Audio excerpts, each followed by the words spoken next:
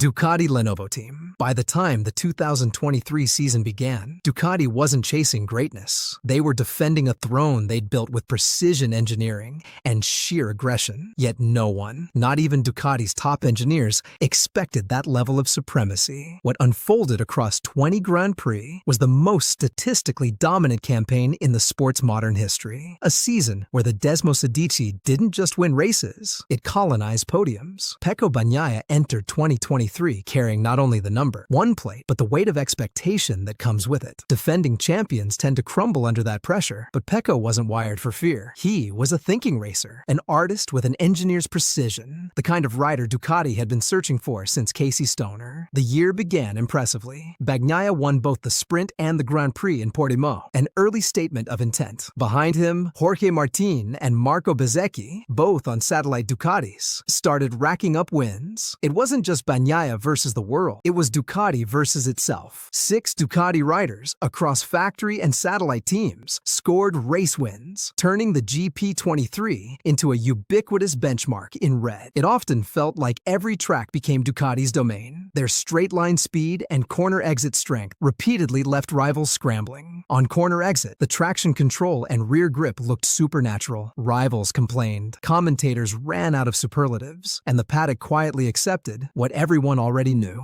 Ducati had built the most complete MotoGP machine ever produced. In Barcelona 2023, Bagnaia suffered a serious crash, knocked into the pack, and visibly shaken. A fortnight later at Misano, still hurt, he mounted a gritty comeback and scored a podium. That's where people stopped talking about machines and started talking about character. As the title fight with Martin reached boiling point, the numbers told their own story. Ducati took 17 race victories, a record 43 podiums, and 700 constructors' points, finishing 327 points ahead of the next manufacturer. At Valencia, amid fireworks and celebration, Bagnaia's tears on the podium felt bigger than a championship. They felt like the culmination of a decade's mission. In 2023, the Red Army didn't just win, they redefined what winning meant. Monster Energy Yamaha. If Ducati 2023 was about mechanical might, Yamaha 2009 was about artistry. A ballet performed at 300 kilometers per hour. This was the year Valentino Rossi and Jorge Lorenzo shared a garage and tore MotoGP into 2 camps. Rossi, the legend 9-time world champion, still in command of his empire. Lorenzo, the young surgical Spaniard obsessed with perfection. Together, they made Yamaha untouchable. The YZR M1 they rode was a masterpiece of Japanese craftsmanship. After seasons spent chasing top-end speed from Honda and Ducati, Yamaha doubled down on what they did best: stability, corner speed, and predictability. The 2009 M1 was smooth where the others were savage. It could carve through turns like a scalpel, giving riders confidence to carry lean angles that physics had no right to allow. That confidence created one of the most iconic rivalries in motorcycle history. The 2009 Catalan Grand Prix is often remembered as one of the defining duels. Lorenzo led late, Rossi hunted aggressively, and the crowd held its breath as Rossi pulled off a classic pass at the final corner. Behind the rivalry, Yamaha engineers were doing the impossible, managing 2 completely opposite riders. Rossi's flowing style demanded a stable front and progressive power. Lorenzo wanted razor-sharp throttle and instant response. The compromise created the best bike on the grid. Between them, Rossi and Lorenzo together won 10 of the 17 races. Rossi took the riders' title, Lorenzo was second, and Yamaha clinched the constructors and team championships, completing the Triple Crown that year. But what made 2009 special wasn't just the silverware. It was the balance of fire and grace. Rossi celebrated with signature showmanship, waving flags and pulling wheelies in front of 100,000 fans. Lorenzo, by contrast, walked back to the pits, silent, already planning the next battle. 2 contrasting geniuses pushing each other to superhuman levels. When the curtain fell in Valencia, Yamaha's garage wasn't united, but it was victorious. The tension that season became fuel, the rivalry became history, and 2009 2009 became the golden page in Yamaha's racing Bible. That was the moment the tuning fork logo sang louder than ever. Repsol Honda. The 2014 season wasn't competition. It was a one-man symphony performed by a 21-year-old phenomenon named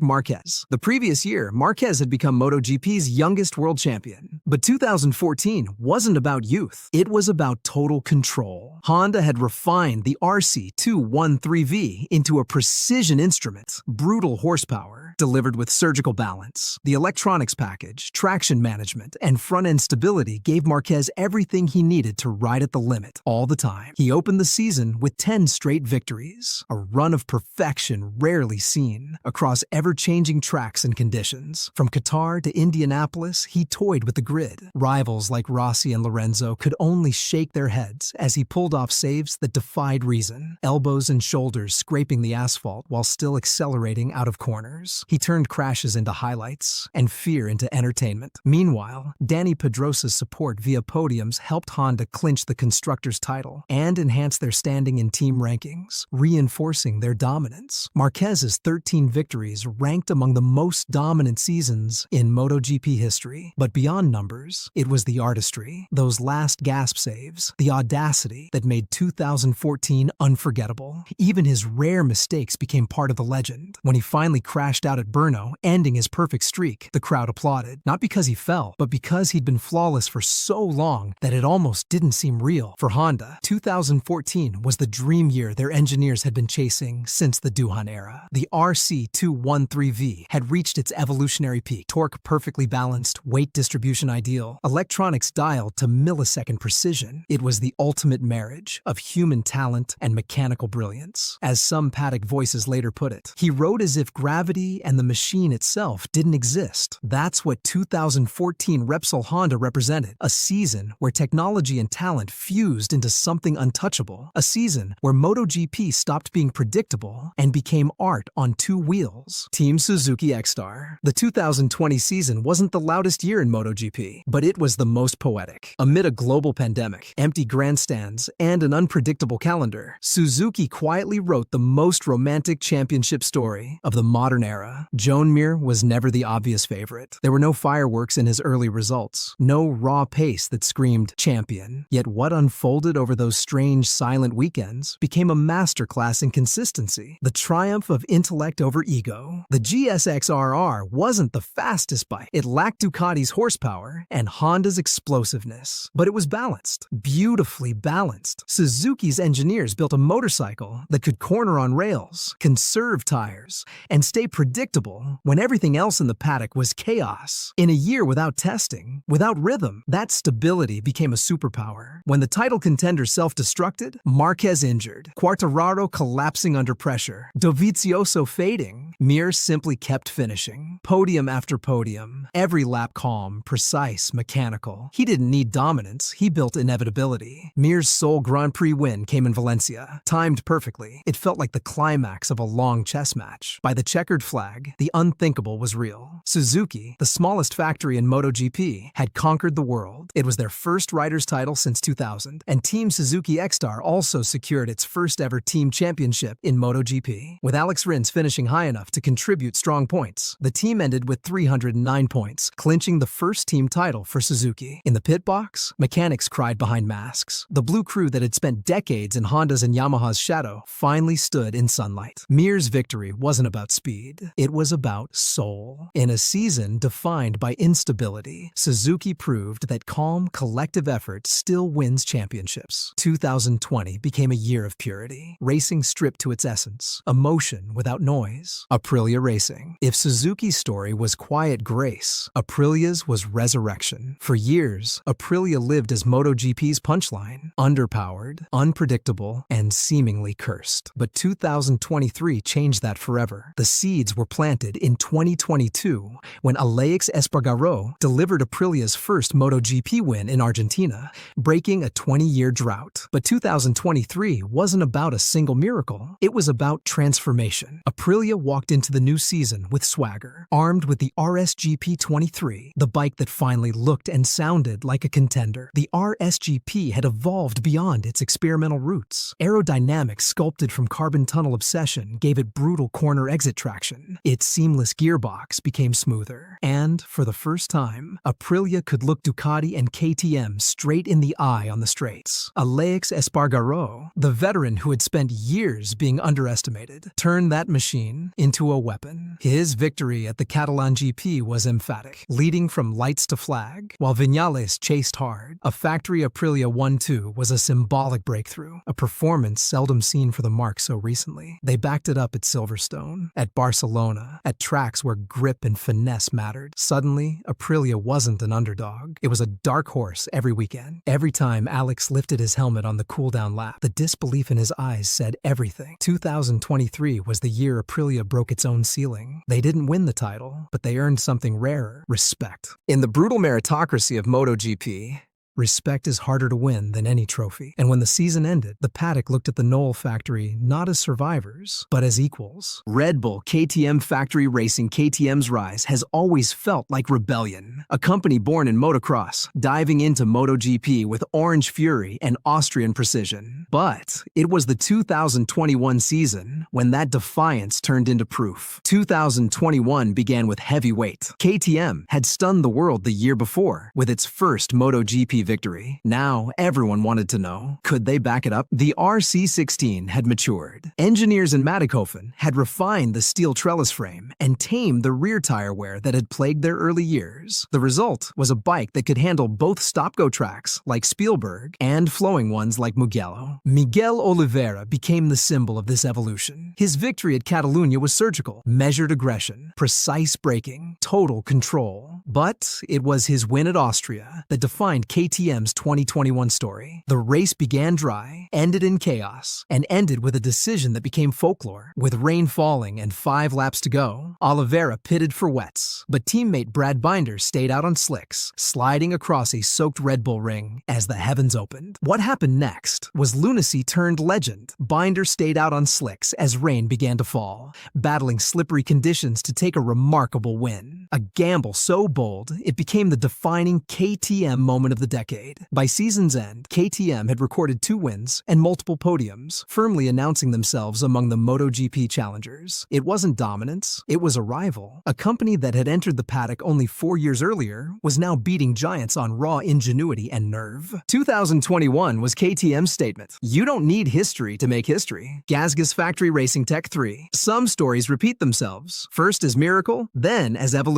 Tech 3's peak came in 2 acts, separated by 4 years, and a name change. In 2020, the Tech 3 KTM outfit achieved what no satellite team had ever done in orange: win twice. Miguel Oliveira became the man who turned the team's dream into fact. His victory at Styria was sheer opportunism, timing the restart perfectly and holding off Miller in a photo finish that silenced every critic who'd ever called Tech 3 a junior team. But the encore in Portugal, Oliveira's home race, was something cinematic. Lights to flag, total domination, a fairy tale ending to MotoGP's strangest season. That was the day Tech 3 stopped being a feeder and became a front-runner. When the outfit rebranded to Gasgas Factory Racing Tech 3 in 2023, the DNA stayed intact. By 2024, that resurgence found its symbol in 19-year-old Pedro Acosta. He delivered multiple podiums, a sprint pole, and overtakes that turned heads, giving the Gasgas brand a new sense of identity. Every weekend, Acosta dragged the red bike into camera frames reserved for factory giants. By mid-season, he'd proven he could fight wheel-to-wheel with veterans and emerge fearless. If 2020 was Tech 3's miracle, 2024 became its rebirth, a second peak powered by youthful chaos and quiet belief. It's rare in MotoGP for one team to have 2 eras worth remembering. Tech 3 did it under 2 names, 2 logos, and 1 relentless spirit. Pramac Racing. In the long history of MotoGP, independent teams have often been called satellites, orbiting around the factories, living off their leftovers. Pramac Racing showed incredible pace in 2024, challenging the factories like never before. A satellite team threatening the top of the riders' standings. Jorge Martin Nader, had come close before. In 2023, he fought Pecco Bagnaia tooth tooth and nail until the final round. He lost that one, barely, but he didn't forget. 2024 became his season of vengeance. From Qatar, it was clear Martin wasn't waiting for opportunities. He was manufacturing them. The Pramac Ducati, a factory-spec GP24 in purple and white, looked identical to the works bike in performance, but carried something deeper: freedom. Martin wasn't bound by factory politics or development duties. His only mission was speed, and he chased it like a man possessed. The early rounds brought fireworks, wins in Austin, Le Mans and Mugello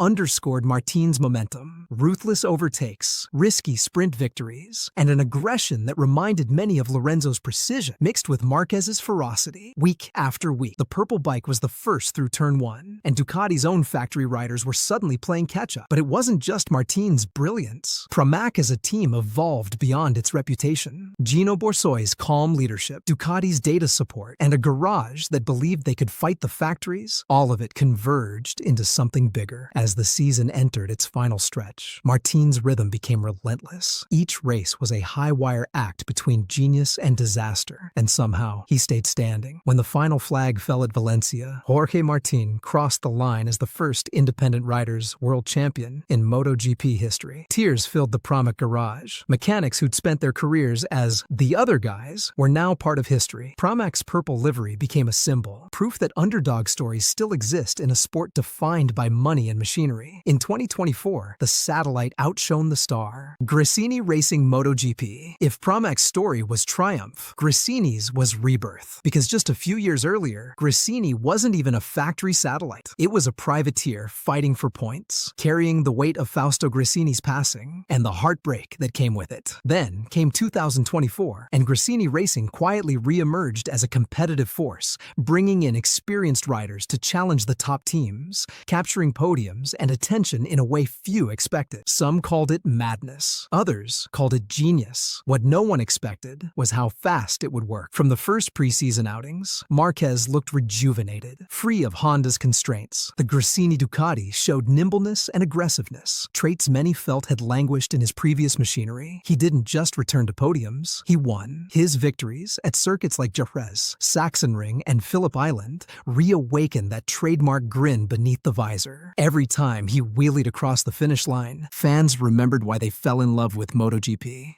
in the first place. By mid-season, Gresini, a leaner operation, was firmly in the mix, challenging for wins and contributing to the title narrative. The impossible had become routine, the blue and white Ducati dicing for wins with the red factory bikes it borrowed parts from. And beyond the victories, it was emotional. Fausto Gresini's widow, Nadia Padovani, was visibly emotional in Parc Fermé as Marc embraced her, a moment that resonated deeply across the paddock. The small team that had started from scratch after tragedy was now rewriting headlines with the sport's biggest name. Even though Marquez narrowly missed the title, 2024 will always be remembered as Gresini's miracle, the year David stood shoulder to shoulder with Goliath and smiled. VR46 Racing Team. When Valentino Rossi retired, fans wondered if his empire would live on beyond the leathers. By 2023, they had their answer. VR46 Racing Team didn't just carry the doctor's logo, it carried his DNA. And in 2023, that DNA exploded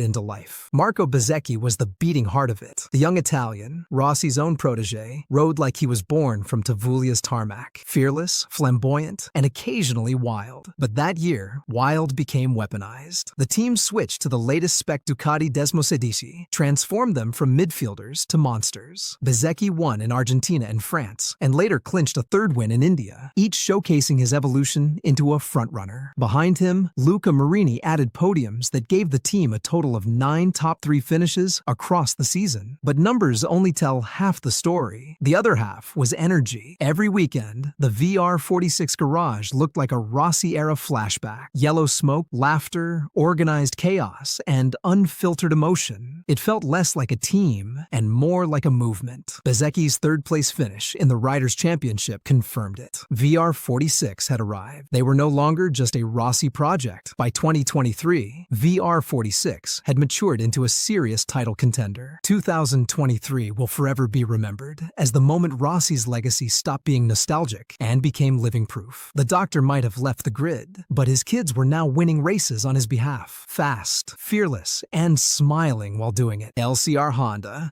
For small independent teams, a MotoGP MotoGP win is like catching lightning in a bottle.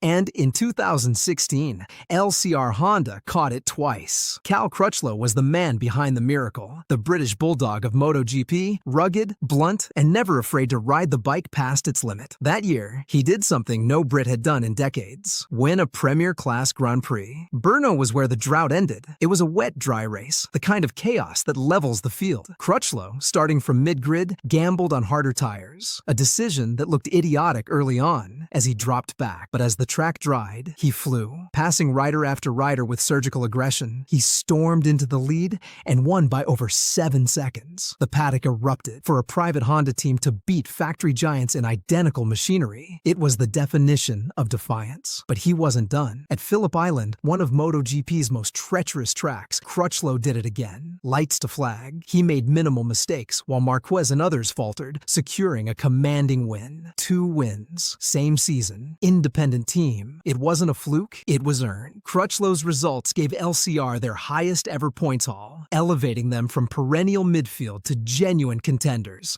And for fans, those victories brought something MotoGP desperately needed: proof that the impossible can still happen. 2016 became a folktale, the year a private team in white and green humbled the factories on pure grit. And every time Crutchlow grinned on the podium, drenched in champagne, it reminded everyone that belief still mattered more than budget.